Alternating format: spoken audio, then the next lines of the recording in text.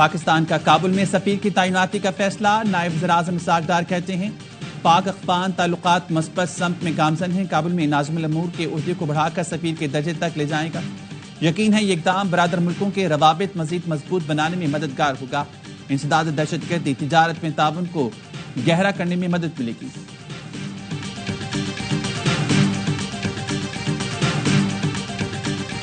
We have almost come back to pre-22nd April situation, when we say that the presence of troops on the borders. Previously, we used to be confined to the disputed territory. This time it has been in the international border. And now in the future even, it will not be restricted to the disputed territory. It would come down to whole of India and whole of Pakistan.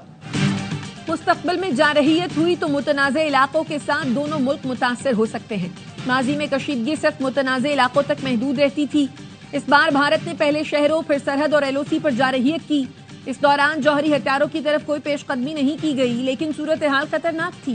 Chairman joint chiefs of staff committee general Sahir Shamshad Mirza کو Reuters کو interview, کہا بھارت نے سنتاس معاہدہ معطل کرنے کا فیصلہ بغیر کسی ثبوت کے کیا، دونوں ملکوں کے درمیان کوئی بیک ڈور رابطے اور غیر رسمی بات نہیں ہو رہی، شنگری لا فورم پر بھارتی چیف آف ڈیفنس سٹاف سے ملاقات کا ارادہ نہیں۔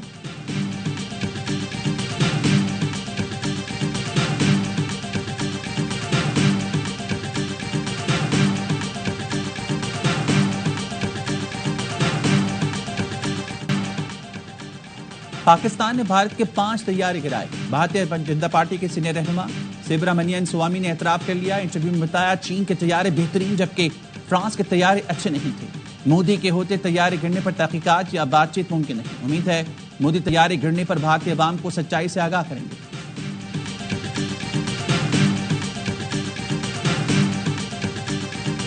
India's unilateral and illegal decisions to hold in abeyance the Indus Water Treaty, which governs the sharing of the Indus Basin's water, is deeply regrettable. Millions of lives must not be held hostage of narrow political gains, and Pakistan will not allow this, never. Bharat کا سنتاس معاہدے کو معطل کرنے کا فیصلہ قابل مذمت ہے۔ پاکستان اپنے حصے کے پانی پر کوئی سمجھوتا نہیں کرے گا، بھارت کو ریڈ لائن عبور نہیں کرنے دیں گے۔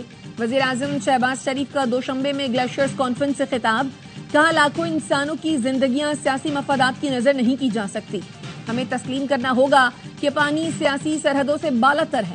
پاکستان ان 10 ممالک میں شامل ہے جو ماحولیاتی تبدیلی سے سب سے زیادہ متاثر ہیں، گلیشیئرز کا تحفظ ہمارے لیے بہت اہم ہے۔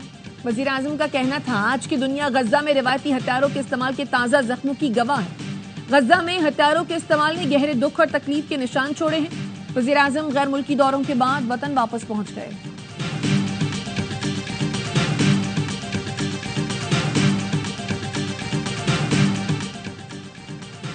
نائب وزیر اعظم اسحاق ڈار نے ہانگ کانگ میں بین الاقوامی ثالثی تنظیم کے قیام کے کنونشن پر دستخط کر دیے۔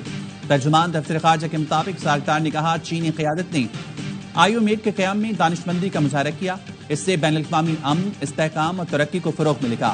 اقوام متحدہ کے چارٹر قراردادوں پر مکمل عمل درآمد ضروری ہے، بھارت کے حملہ آور اقدامات بین الاقوامی قانون کی خلاف ورزی ہیں، بھارت نے سنتاس معاہدے کو غیر قانونی طور پر معطل کر رکھا ہے، مقبوضہ کشمیر اور فلسطینی علاقوں پر قبضہ علاقائی امن کے لیے خطرہ ہے۔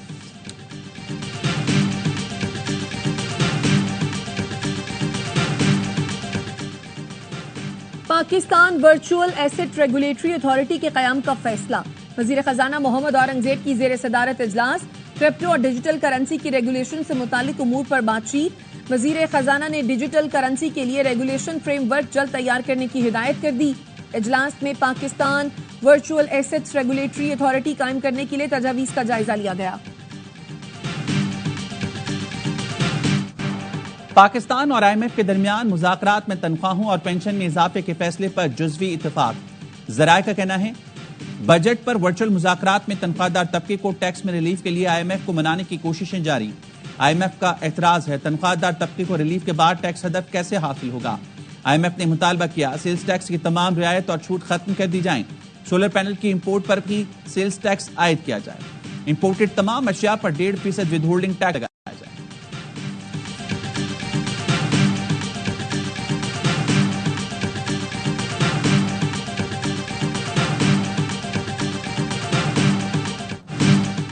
قوموں کو میزائل اور بم نہیں فتنہ تباہ کرتا ہے.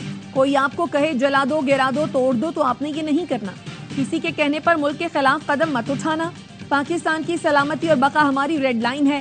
قوم سیسا پلائی دیوار بن جائے تو دنیا کی کوئی طاقت پاکستان کو نہیں ہرا سکتی. وزیر اعلیٰ پنجاب مریم نواز کا علیہ میں ہونہار اسکالرشپ اور لیپ ٹاپ تقسیم کرنے کی تقریب سے خطاب. کہا اس سال محکمہ تعلیم کو 110 ارب روپے دیے ہیں. 1 سال بعد پنجاب کی کسی سرکاری اسکول میں کسی چیز کی کمی نہیں ہوگی.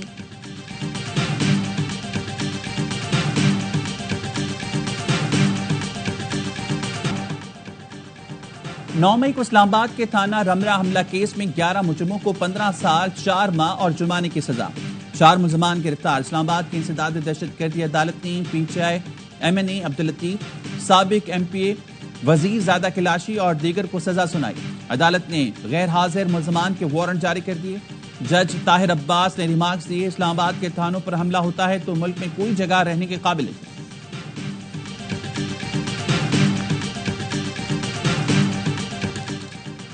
بانی پی ٹی آئی مذاکرات رہائی کے لیے نہیں ملک کے لیے چاہتے ہیں. سیاسی استحکام کے لیے حکومت قدم بڑھائے. وزیر اعظم کے پاس اختیار ہے تو بات کرنے کے لیے تیار ہیں. پی ٹی آئی رہنما شبلی فراز کہتے ہیں بانی پی ٹی آئی سیاسی قید کاٹ رہے ہیں. 26ویں ترمیم کے بعد بانی پی ٹی آئی کو عدالتوں سے ریلیف نہیں ملا. گورنر ہاؤس لاہور میں صدر آصف علی زرداری سے پرویز اشرف کی قیادت میں وفد کی ملاقات. صدر مملکت نے کہا پاکستان کو اس وقت سیاسی استحکام اور قومی اتفاق رائے کی اشد ضرورت ہے. ملک کی ترقی اور عوامی مسائل کا حل نکلنے کے لیے تمام جمہوری قوتیں ساتھ چلتی رہیں. جمہوریت اور عوامی خدمت کو ہمیشہ مقدم رکھنا چاہیے.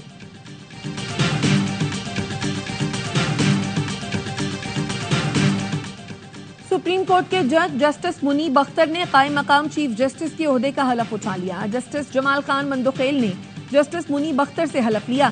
جسٹس منیب اختر 6 جون تک قائم مقام چیف جسٹس کی حیثیت سے فرائض سر انجام دیں گے. 6 سے 10 جون تک جسٹس منصور علی شاہ قائم مقام چیف جسٹس کی ذمہ داری نبھائیں گے. چیف جسٹس پاکستان یحییٰ خان آفریدی 10 جون کو پاکستان واپس آئیں گے.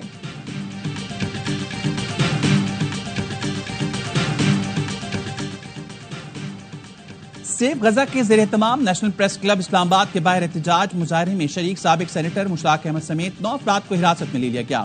پولیس کا کہنا ہے تمام افراد کو دفعہ 144 کی خلاف ورزی پر حراست میں لے کر تھانہ کو حصار منتقل کر دیا گیا. پاکستان اور بنگلہ دیش دوسرے T20 میں آج مد مقابل آئیں گے. قذافی اسٹیڈیم میں رات 8 بجے لائیو ایکشن شروع ہوگا. پاکستان کو 3 میچوں کی سیریز میں 1-0 کی برتری. سیریز کے تمام میچ اے اسپورٹس پر براہ راست دکھائے جا رہے ہیں.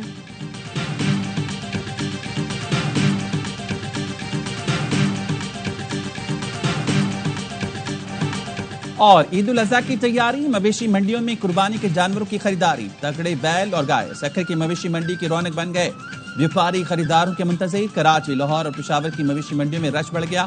خریدار بھاؤ تاؤ میں مصروف.